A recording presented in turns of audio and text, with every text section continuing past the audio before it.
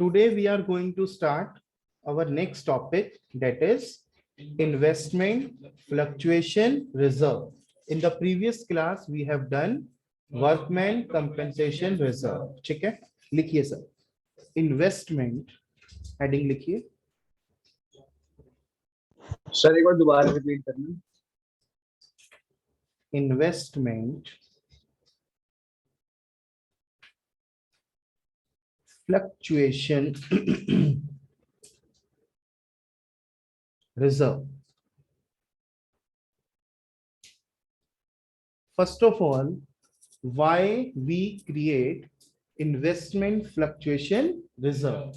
हम investment fluctuation reserve बनाते क्यों हैं?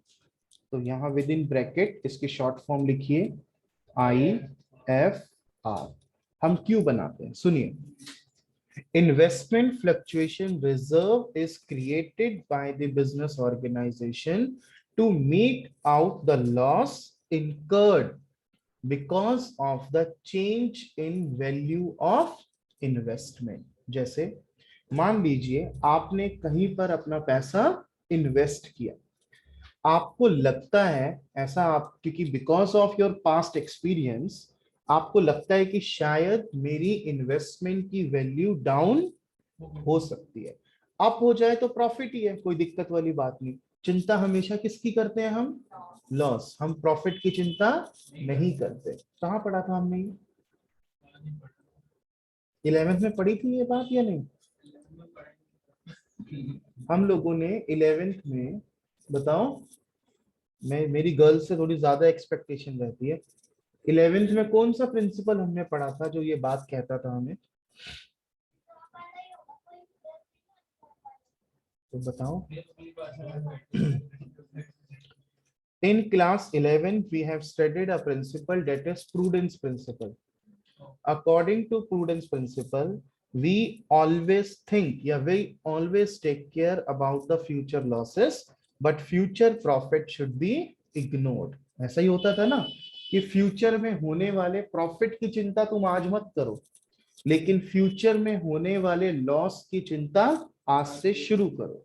सिमिलरली आपने कहीं पे पैसा इन्वेस्ट किया, आपको लगता है कि शायद मेरे इन्वेस्टमेंट की वैल्यू डिक्रीज हो सकती है, तो उस चीज को मीट आउट करने के लिए आपने एक रिजर्व बना लिया, that is called investment fluctuation reserve.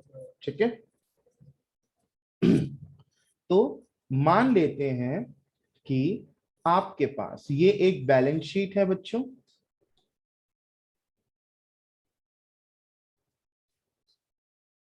अब आपने कोई रिजर्व क्रिएट किया है, तो इन्वेस्टमेंट फ्लक्चुएशन रिजर्व मैं मान के चलता हूं मेरे पास 50,000 रुपीज का इन्वेस्टमेंट फ्लक्चुएशन रिजर्व है, तो डेफिनेटली मेरे पास कोई ना कोई इन्वेस्टमेंट भी होगी। क्या ऐसा हो सकता है कि इन्वेस्टमेंट ना हो और इन्वेस्टमेंट फ्लक्चुएशन रिजर्व बना हो ही नहीं सकता, पॉसिबल ही नहीं है। तो इन्वेस्टमेंट आपके पास है 5 लाख रुपीस की, ये सिचुएशन है आपके पास। अब डिफरेंट डिफरेंट यहां पर मैं क्या बनाऊंगा? केसेस। केस नंबर 1 लिखो sir. When no other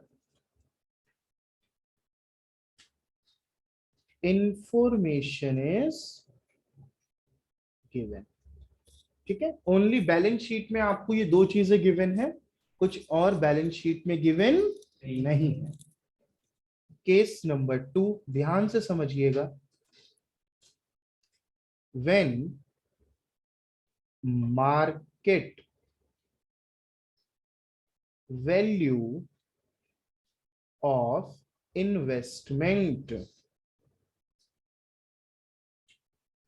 is ₹4,80,000, investment की मार्केट वैल्यू 4,80,000 हो गई। Case number 3, when market value of investment is ₹4,40,000। ठीक है। Case number 4, when market value of investment is ₹4,50,000, या ऐसा करो, इसको 450 कर दो, इसको 440 कर दो। ठीक है बच्चों, एक केस और बनेगा, अगर आप समझ पा रहे हो तो बताना। इस केस में मैं मार्केट वैल्यू कितनी लूंगा? More than 5 lakh.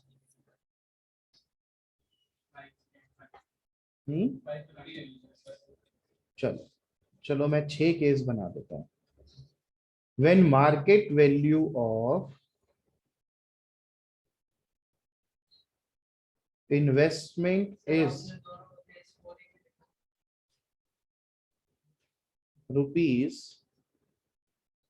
₹5 lakh. Exactly मेरी मार्केट वैल्यू ऑफ इन्वेस्टमेंट कितनी हो गई? 5 लाख रुपीस। एक केस और बनेगा, दैट इज केस नंबर 6, और मैं वहां पे लिखूंगा when market value of investment is ₹5,40,000। लीजिए सर, इससे बाहर कोई भी क्वेश्चन आपके पेपर में नहीं आ सकता। सिचुएशन को दोबारा समझिए। हम लोग पढ़ रहे हैं investment fluctuation reserve. Investment fluctuation reserve का मतलब ये होता है, या पर्पस ये होता है कि मैंने जहां पर अपना पैसा इन्वेस्ट किया है, अगर मेरी इन्वेस्टमेंट की वैल्यू डाउन चली गई तो उससे होने वाले लॉस को मैं मीट आउट कर सकूं, उस चीज के लिए हम लोग क्या बनाते हैं? Investment fluctuation reserve. तो IFR is a reserve which is created by the organization to meet out the loss occurred if a change occurred because of the change in value of investment. Investment की value में change होने से जो loss होगा उसको meet out करने के लिए एक रिजर्व बनाते हैं, डेट इज कॉल्ड IFR। उसमें मेरे पास ये डिफरेंट 6 केस बनते हैं। मैंने एक एग्जांपल लिया कि मैंने 5 लाख रुपीस कहीं पे इन्वेस्ट किए और मुझे ऐसा लगता है कि इन्वेस्टमेंट की वैल्यू ज्यादा से ज्यादा 10% नीचे जा सकती है। ये मेरा अपना एस्टिमेट है। एक्चुअल में कितनी ऊपर नीचे गई वो मैंने आपको 6 केसेस के जरिए समझा दिया। ठीक है, अब हमारा काम क्या है? अकाउंटिंग करना। ठीक है, हमने रिजर्व की अकाउंटिंग क्या पढ़ी थी? हमने रिजर्व का ट्रीटमेंट क्या पढ़ा हुआ है चेंज इन PSR में? जितने भी रिजर्व्स होते हैं उनको ओल्ड प्रॉफिट शेयरिंग रेशियो में डिवाइड कर दिया जाता है। ठीक है, आइए सर अब लिखते हैं इसका सॉल्यूशन। बड़े ध्यान से लिखिएगा, समझ के, ना समझ में आए तो मत आगे बढ़ने देना, रोक देना। Case number 1। केस नंबर 1 में कहता है कि आपको कोई अदर इंफॉर्मेशन गिवन नहीं है। इसका मतलब मेरी इन्वेस्टमेंट की वैल्यू में कोई चेंज ही नहीं है। बात सही है ना? क्वेश्चन ने कुछ नहीं बताया कि इन्वेस्टमेंट की मार्केट वैल्यू कितनी, तो क्या मानूं? Same, no change. तो इसका मतलब IFR का कोई भी यूज नहीं हुआ। तो क्या करोगे? अरे रिजर्व को क्या करते हैं? पार्टनर में डिस्ट्रीब्यूट करते हैं। ट्रीटमेंट पढ़ा हुआ है ना हमने। तो रिजर्व क्या एंट्री बताओ, क्या करूं यहाँ पे? हाँ, और उसके लिए मुझे यहाँ पे पार्टनर अज्यूम करने पड़ेंगे। तो मैं अज्यूम कर लेता हूं कि A and B are partners, और उनकी जो प्रॉफिट शेयरिंग रेशियो है डेट इज 1:1। ठीक है, चलो सर पहली एंट्री पास करते हैं। क्या एंट्री बनी? बोलो। Investment fluctuation reserve account debit to A's capital account and to B's capital account. जिसको नहीं समझ में आया प्लीज अभी बताइए, अगर क्लियर है तो कोई प्रॉब्लम की बात है ही नहीं। क्लियर है सबको? नरेशन क्या बनाओगे? being IFR distributed। Very good, शाबाश। Case number 2। अच्छा, नोटिंग मैं आपको बाद में समय दे दूंगा, मेरे साथ साथ मुझे एंट्रीज बताना क्या होगी। केस नंबर 2 में कहते हैं इन्वेस्टमेंट की मार्केट वैल्यू कितनी हो गई? 4,80,000। मतलब कि 20,000 रुपए का क्या हो गया? Loss. There is a loss of ₹20।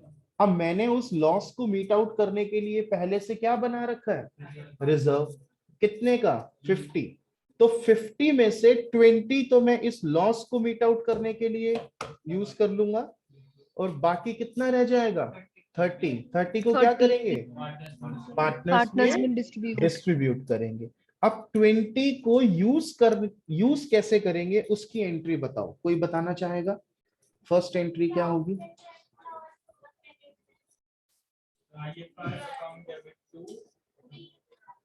Investment fluctuation reserve account debit. ध्यान से देखना, टू इन्वेस्टमेंट। सर आपने इन्वेस्टमेंट क्यों लिखा? इस क्वेश्चन के हिसाब से मुझे अपनी इन्वेस्टमेंट की वैल्यू 20,000 से क्या करनी है? कम करनी है। तो क्रेडिट करूंगा, और वो लॉस मैं P&L अकाउंट में ले जा नहीं सकता, रीवैल्यूएशन अकाउंट में ले जा नहीं सकता, बिकॉज मेरे पास पहले से रिजर्व पड़ा है। अगर मेरा लॉस रिजर्व से ज्यादा होता, मान लो लॉस कितना हो जाता? 60, तब मैं 10,000 रुपए के लिए कौन सा अकाउंट यूज करता? रीवैल्यूएशन। बात समझ रहे हो? ठीक है। सेकेंड एंट्री क्या होगी केस 2 में? अब 20,000 का तो IFR यूज हो गया, कितने का बच गया? 30। क्या करें? पार्टनर्स में डिस्ट्रीब्यूट। क्या एंट्री होगी? चलो लिखो, आप कर सकते हो। IFR account debit to A's capital account. आपको क्लियर है? To B's capital account. बेटा किसी को भी क्लियर ना हो तो प्लीज अभी रोक देना, इंस्टेड की आगे। हाँ जी, पूछिए बेटा। आपकी इन्वेस्टमेंट की वैल्यू कितनी हो गई? और इन्वेस्टमेंट आपने खरीदी कितने की थी? तो 20,000 का नुकसान हो रहा है ना। ठीक है, डाउट क्लियर? हाँ कर सकते। IFR account debit to investment to A to B। मैं डबल इसलिए करा रहा हूँ, कॉन्सेप्ट ज्यादा समझ में आ रहा होगा। हाँ जी, हाँ जी, डन। ठीक है, ये केस 1 और 2 लिखो पहले।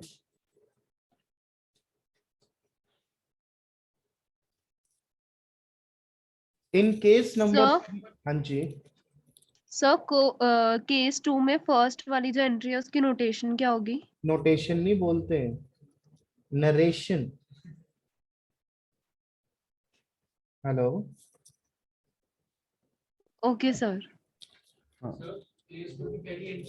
Being investment revalued. Case number 3 पे आइए और पढ़िए।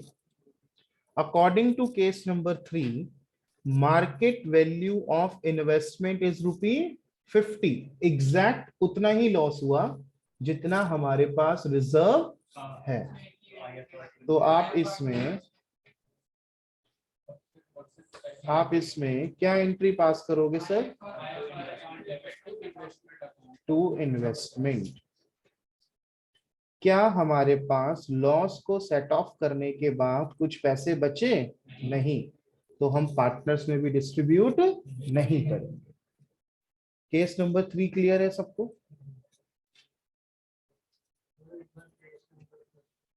फर्स्ट फर्स्ट में वो कह रहा है कोई इंफॉर्मेशन ही नहीं है, इसका मतलब there is no change in the value of investment. जब कोई चेंज ही नहीं है तो इसका मतलब मेरा रिजर्व कहीं पे यूज ही नहीं होगा। हाँ। केस नंबर 4 देखिए, when market value of investment is ₹4,40,000। Again आपको लॉस हो रहा है, कितने का? 60। रिजर्व कितना है? 50। तो 10,000 कहां से एडजस्ट करोगे? रीवैल्यूएशन अकाउंट से। तो एंट्री करते हैं, आइए।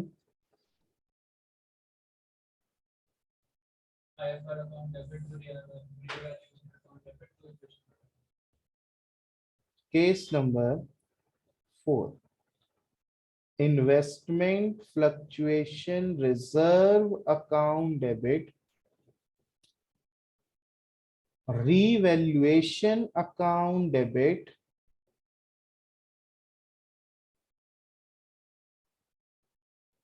to investment. अब हमारे इन्वेस्टमेंट की वैल्यू इतनी डाउन चली गई थी कि जितना मेरे पास रिजर्व था वो मुझे कम पड़ गया। तो डिफरेंट आप कहां से लोगे? रीवैल्यूएशन से। ठीक है। क्या आपके पास 10,000 रुपए का नुकसान हो गया इस केस में? Yes, there is a loss of ₹10,000। क्या ये लॉस पार्टनर्स में डिस्ट्रीब्यूट करोगे? बिल्कुल करोगे। क्या एंट्री पास करोगे?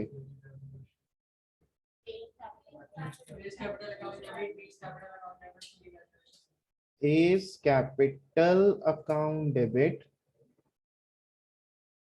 बीज कैपिटल अकाउंट डेबिट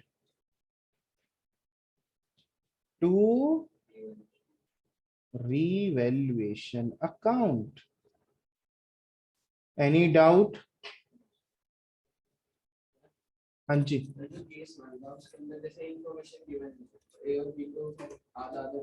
नहीं नहीं, मैंने PSR इक्वल लिया हुआ है,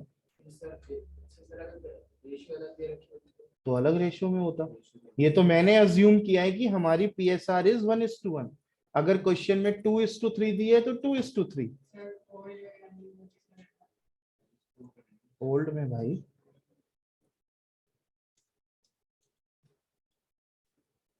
केस नंबर 5 पे आइए। 4 तक क्लियर है सबको?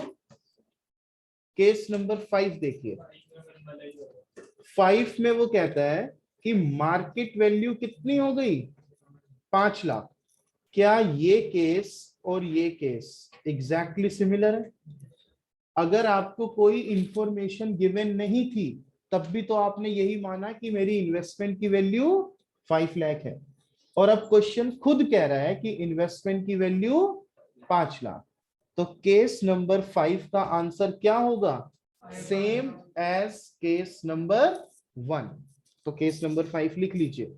जो आपने केस नंबर 1 में एंट्री पास की है, सेम एंट्री आप केस नंबर 5 में पास करेंगे। क्लियर?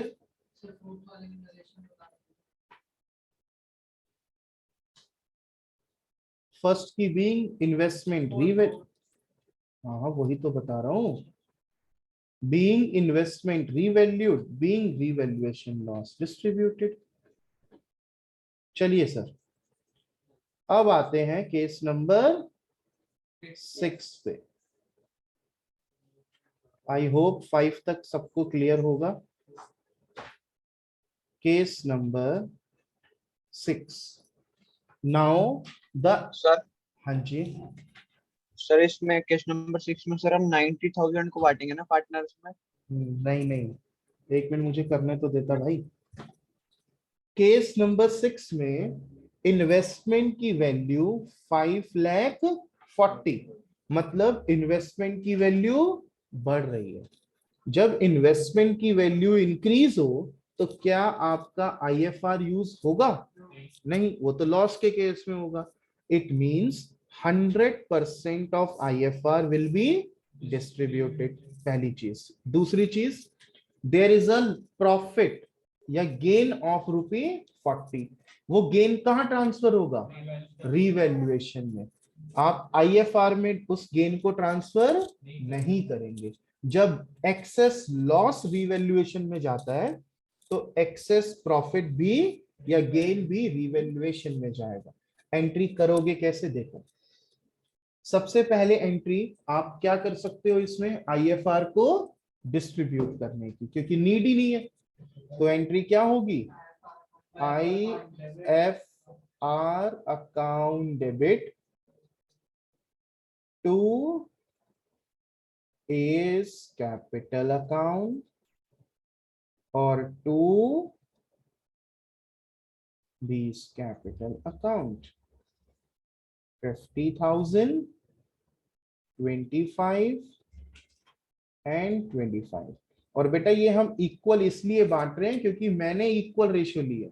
क्वेश्चन में जो रेशियो गिवन होगी ओल्ड, उसमें आपको करना है। चलिए अब सेकेंड एंट्री बताइए सर, इसमें क्या होगी? शाबाश। इन्वेस्टमेंट की वैल्यू को क्या करना है, इंक्रीज। तो second entry will be investment account debit to, बोलो, रीवैल्यूएशन अकाउंट। कितना? 40। क्या ये 40 पार्टनर में डिस्ट्रीब्यूट होगा? क्यों नहीं होगा? जब लॉस डिस्ट्रीब्यूट करते थे तो आप गेन भी डिस्ट्रीब्यूट करोगे, और गेन डिस्ट्रीब्यूट करने की एंट्री, शाबाश, revaluation account debit to A's capital to B's capital account. 40,000 को आप इक्वल रेशियो में डिस्ट्रीब्यूट कर देंगे। लीजिए, ये है आपके इन्वेस्टमेंट फ्लक्चुएशन रिजर्व के 6 केसेस। इससे बाहर आपकी बुक में कोई भी क्वेश्चन अवेलेबल नहीं है। मुझे एक बार बताइए, क्या हम क्वेश्चन नंबर 9, 10, 11, 12, 13 कर चुके हैं? क्वेश्चन नंबर 14 जो अब आप करेंगे, नोट कर लो, मैं आगे बढ़ रहा हूं। क्वेश्चन नंबर 14, क्वेश्चन नंबर 15, 16 आप पहले से कर चुके होंगे, ठीक है। 14 और 15 यही क्वेश्चन है जो मैंने आपको कराया। 15th क्वेश्चन में देखो, उसने आपको 5 डिफरेंट केसेस बना के दिए हैं। अगर आपको ये समझ में आ गया है तो डेफिनेटली वो क्वेश्चन आप अटेम्प्ट कर पाएंगे, ठीक है। हाँ जी, अब आगे चलते हैं। इतना हो गया जी। चलिए अब treatment of reserves and surplus हम लोग पढ़ रहे हैं।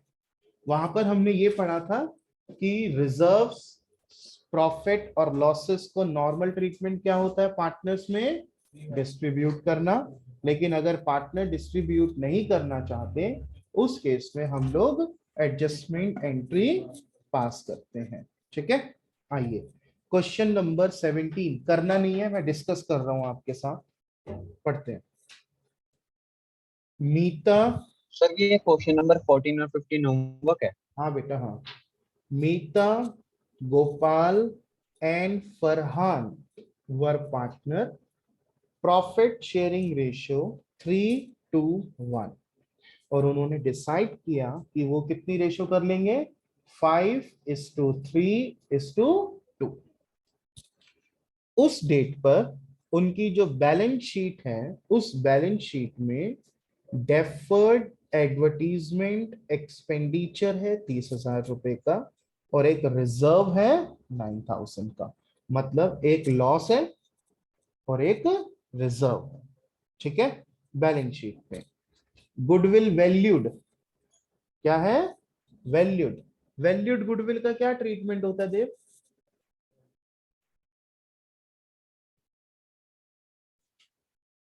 पन्ना नहीं पलटना चाहिए, क्या कर रहे, बताओ।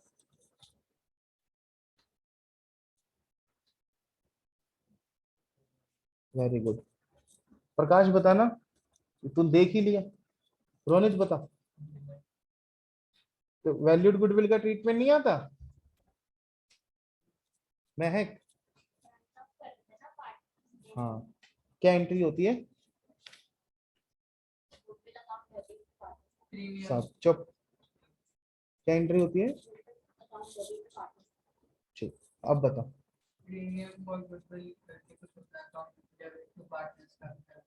प्रीमियम फॉर गुडविल, ये मैंने कहीं यूज कराया है? स्कूल की एक्स्ट्रा क्लास में सीख के आया है? स्कूल में एडमिशन चल रहा है? तू वहां से सीखा हुआ बोल रहा है। वैल्यूड गुडविल का ट्रीटमेंट क्या होता है? हाँ जी,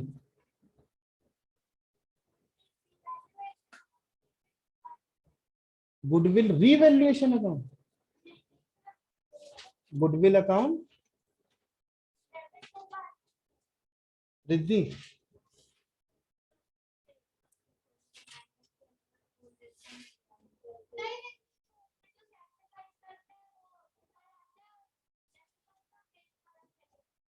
पक्का?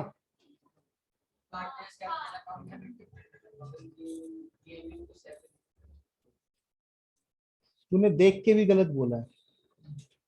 मुझे हैरानी है, तुम्हें गुडविल का ट्रीटमेंट ही नहीं आता।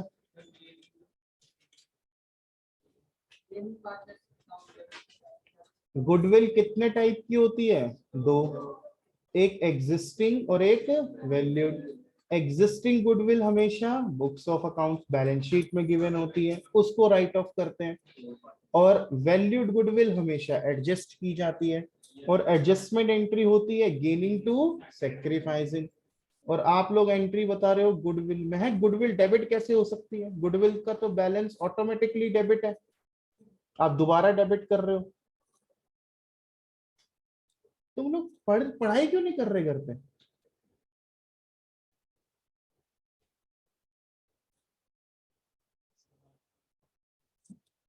हम जिंदगी में यही करते आए हैं, जिंदगी में यही करते रह जाओगे।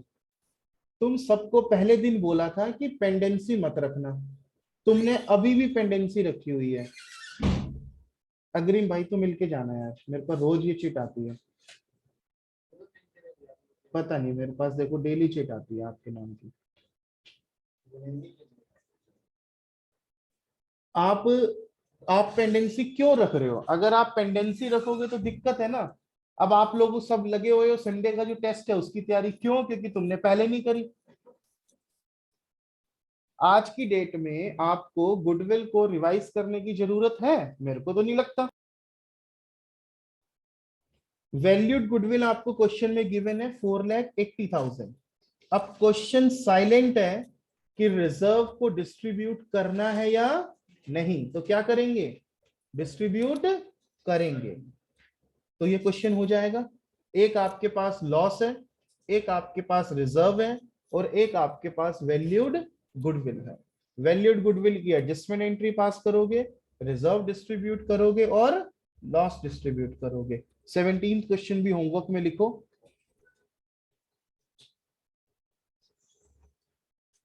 18th क्वेश्चन पे आइए।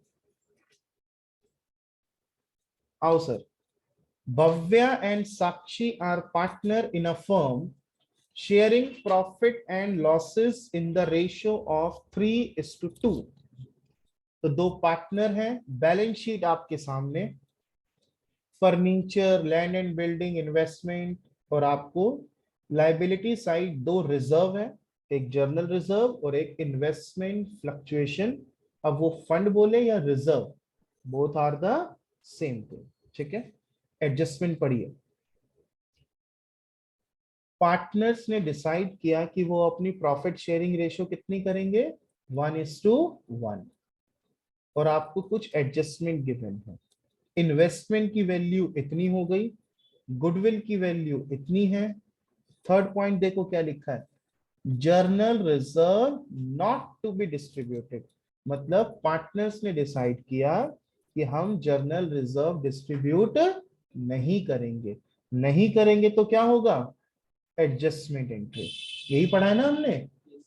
ठीक है, आइए इसमें जर्नल एंट्री करनी है। आओ मेरे साथ साथ, one by one journal entry start करते हैं।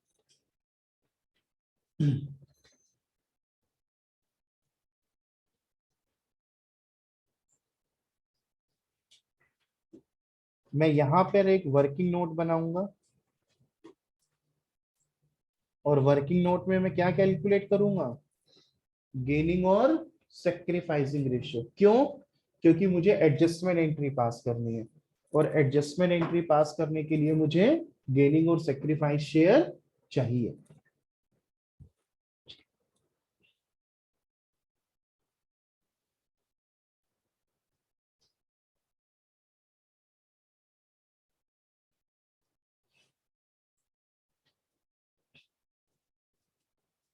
भव्या एंड साक्षी, मैंने फंडामेंटल आपको कितनी स्लो स्पीड से कराया है?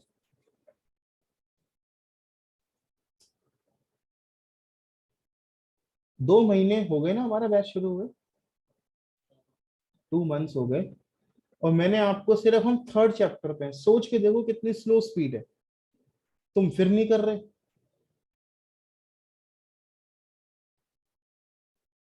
जानवरों की भी 1 हफ्ते की ट्रेनिंग होती है, वो भी सीख जाता है। पार्टनर है भव्या और साक्षी। फिर तुम्हें तुम्हारी भाषा में ही बात करनी पड़ेगी मुझे आगे से ना।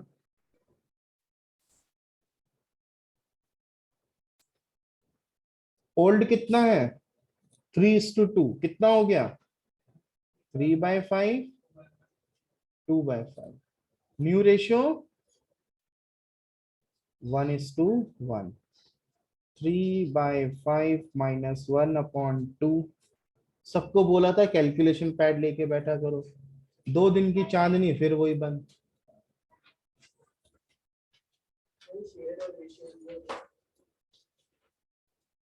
वन अपॉन 10, ये उन्होंने कैलकुलेट किया है, मैंने लिख दिया। अरे कैलकुलेट कर ले उसको, ये भी साक्षी गेन कर रही है और भव्या सेक्रीफाइस कर रहा है। आइए जर्नल एंट्री में आइए। पहली जर्नल एंट्री क्या करूं? मुझे इन्वेस्टमेंट की वैल्यू दी है कि इन्वेस्टमेंट की वैल्यू कितनी हो गई, 20। इन्वेस्टमेंट बैलेंस शीट में कितनी थी, 30। तो यानी इन्वेस्टमेंट की वैल्यू 10,000 रुपए से डाउन, और हमारे पास रिजर्व कितना है, 20।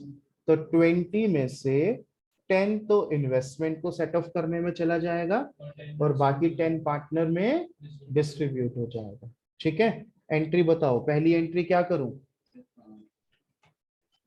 Investment fluctuation reserve debit to Bhavya. To कितने से?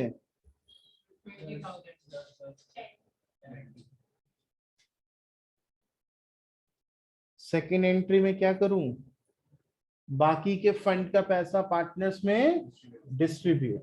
क्या एंट्री पास करूं भाई, बोला करो एंट्री, बोला करो। Investment fluctuation fund. अभी गली में लड़ाई हो जाए तो देखो कैसे आवाजें निकलती हैं, तीसरे मोहल्ले तक पहुंचती है। बोलो entry. To Bhavya's capital account और to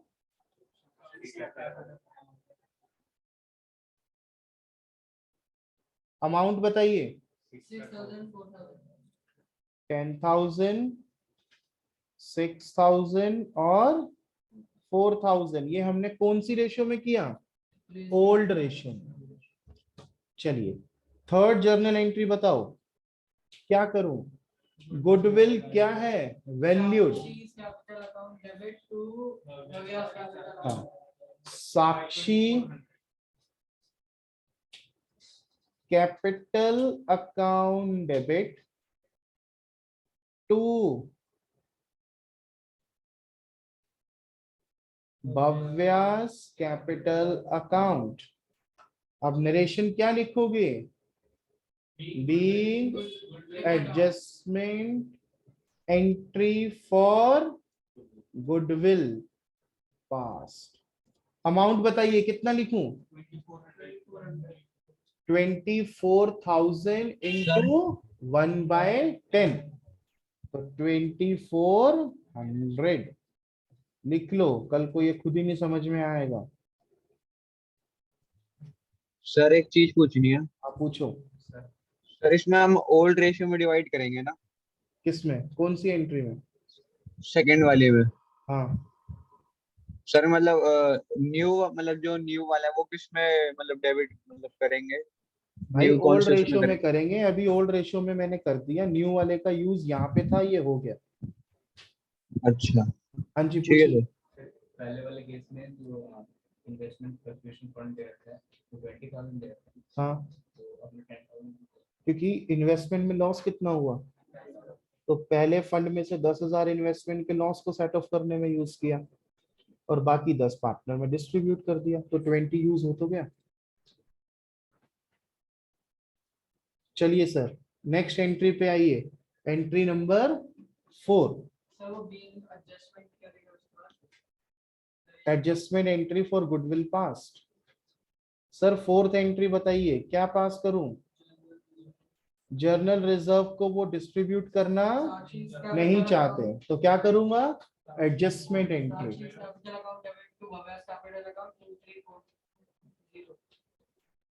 साक्षीज capital account debit to Bhavya's capital account being adjustment entry for journal reserve past। ये लिखो इसमें। अमाउंट कितना आएगा? 2340। अमाउंट कितना है? 23,400 का 1/10।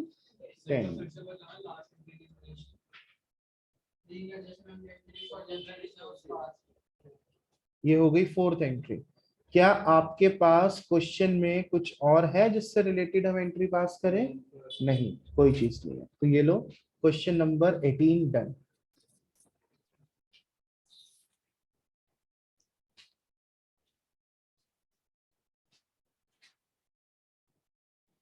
आप में से जिसने भी लास्ट टेस्ट दिया था, घर पे किस किसने दिखा दिया और किसने नहीं दिखाया? आप में से आपने दिया ही नहीं, नहीं दिखाया? आपने दिया नहीं? आपने दिया तो था लास्ट टेस्ट, आप कुछ दिया ही नहीं। इस संडे का टेस्ट तो मिस नहीं करोगे? क्यों? कहाँ?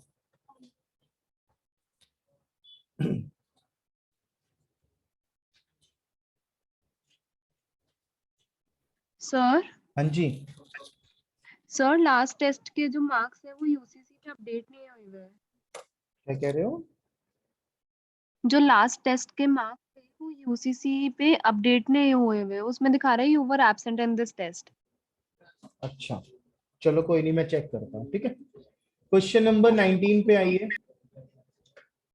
Question number 19। अब मुझे एक बात बताओ, अगर एडजस्टमेंट एंट्री पास करनी हो तो क्या हर चीज के लिए अलग एडजस्टमेंट एंट्री पास करें, या दोनों को कंबाइंड भी किया जा सकता है? क्वेश्चन नंबर 19 देखो, उसमें कंबाइन करने की कोशिश करेंगे अगर आपको समझ में आता है तो।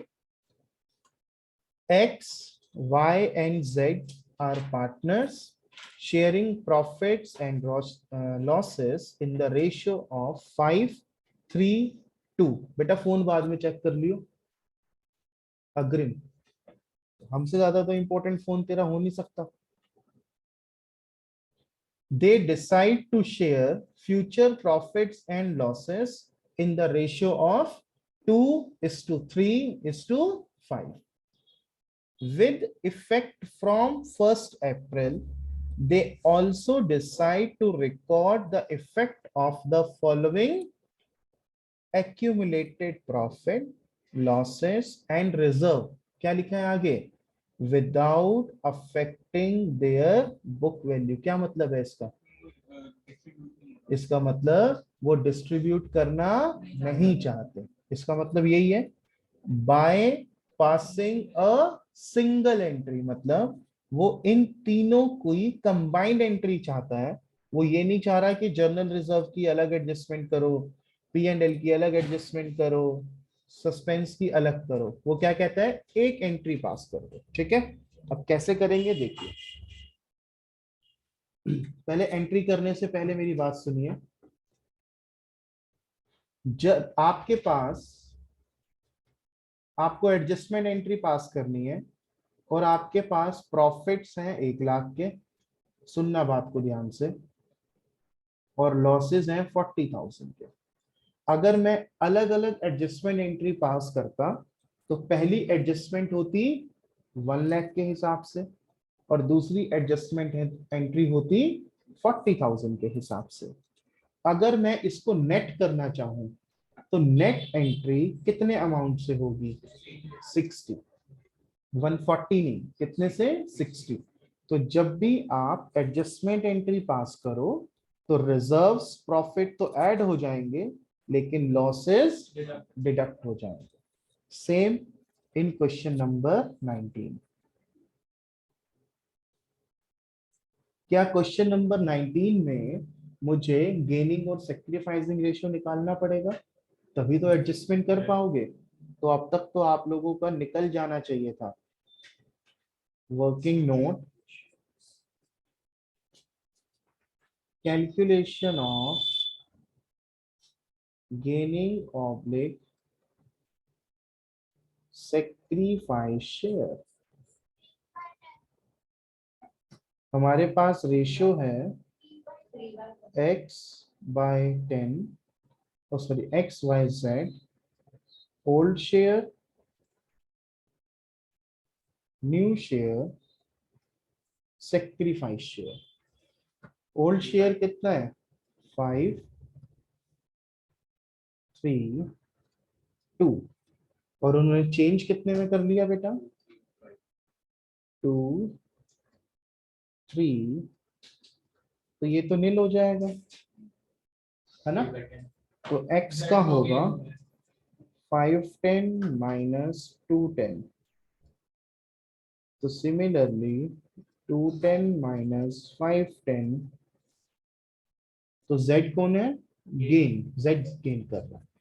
अब हमें सिंगल एडजस्टमेंट एंट्री उसने बोला पास करने के लिए, तो एंट्री तो मुझे तब करूंगा जब मुझे ये पता चले कि मेरे पास नेट प्रॉफिट बच रहा है या नेट लॉस, क्योंकि लॉस की एडजस्टमेंट एंट्री अलग होती है, प्रॉफिट की एडजस्टमेंट एंट्री अलग होती है। तो यहां पे ही मैं लिख देता हूं, हमारे पास जर्नल रिजर्व है बेटा जी 6। P&L अकाउंट का क्रेडिट बैलेंस क्या होता है, पक्का लॉस नहीं होता, क्रेडिट।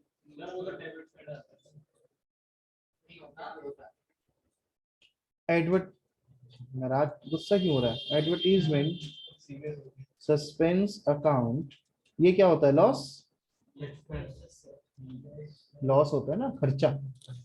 तो हमारे पास 18,000 कौन सी फिगर बची, प्रॉफिट की या लॉस की, प्रॉफिट की, क्योंकि ये प्रॉफिट का टोटल था 30, उसमें से 12 एडजस्ट किया, यानी एडजस्टमेंट एंट्री होगी Z's capital account debit to Y, तो नील है बेटा, X कैपिटल अकाउंट 18,000 इंटू 3/10। यहां तक कोई डाउट किसी को, क्लियर है। मान लीजिए ये 18,000 नेगेटिव आ जाता है, मैं चेंज कर रहा हूं, वो जो चेंज करते हैं वो किस में लिखते हैं, सेवा। मान लो इस क्वेश्चन में सेवा कभी भी मैं लिखवाऊं तो इसका मतलब वो आपके क्वेश्चन का पार्ट नहीं है। आपके पास जर्नल रिजर्व था 6,000, प्रॉफिट एंड लॉस अकाउंट का क्रेडिट बैलेंस था 4000 और आपके पास एडवर्टीजमेंट सस्पेंस अकाउंट था 12। ऐसा हो सकता है ना? बिल्कुल हो सकता है। हाँ जी, क्या 12? मैंने चेंज किया है। आपके पास ये सिचुएशन होती, उस केस में आपके पास ये 2000 नेगेटिव आता, तब आप कौन सी एडजस्टमेंट एंट्री पास करते हैं? लॉस की, सेक्रीफाइस टू। इस केस में आपकी एंट्री होती X capital account debit to जेड्स कैपिटल। आई होप यहाँ तक कॉन्सेप्ट क्लियर होना चाहिए। और यहाँ पर अमाउंट आता आपका 2000 इंटू दिस, कितना? 600। लीजिए,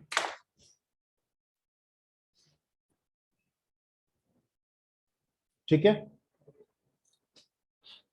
आई थिंक 3 क्वेश्चन होमवर्क के हैं, 14, 15 और 17। दूसरा होमवर्क क्या है? जिसने इस चैप्टर के कुछ भी चीजें पेंडिंग करी हुई हैं, पहले वो करना, तब जाके टेस्ट की तैयारी करना। 3 ही तो क्वेश्चन है भाई, मेरी तरफ से 3 है, तुमने 10 कर रखे हो मुझे मतलब नहीं है। मेरी तरफ से 3 क्वेश्चन होमवर्क के हैं। 3 होमवर्क करने के बाद इस चैप्टर में आपने जो काम नहीं किया पहले वो करना, फिर अपने टेस्ट की प्रिपरेशन स्टार्ट करना। ठीक, ठीक है जी। सर पता नहीं भाई मेरे को, सर टेस्ट तो उसी का ही है ना, चैप्टर 2 और 3। ये नहीं आएगा। चलिए ठीक है, संडे मिलते हैं सुबह 10 बजे। सर हाँ जी। सर चैप्टर तो वही है ना, चैप्टर